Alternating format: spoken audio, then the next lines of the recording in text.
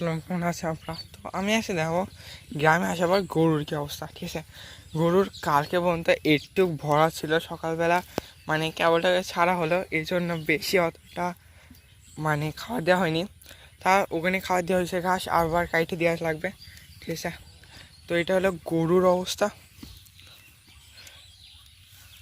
এবার চলেন ছাগলের অবস্থা দেখা যাক। আসসালাম, কেমন আছে আপনারা? তো আমি এসে দেখো গ্রামে আসার পর গরুর কী অবস্থা, ঠিক আছে।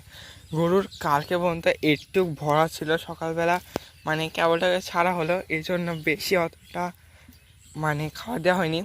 তা ওখানে খাবার দেওয়া হয়েছে ঘাস, আবার কাইটে দেওয়া লাগবে, ঠিক আছে। তো এটা হলো গরুর অবস্থা। এবার চলেন ছাগলের অবস্থা দেখা যাক। আসসালাম, কেমন আছে আপনারা? তো আমি এসে দেখো গ্রামে আসার পর গরুর কী অবস্থা, ঠিক আছে। গরুর কালকে পর্যন্ত একটু ভরা ছিল, সকালবেলা মানে কেবল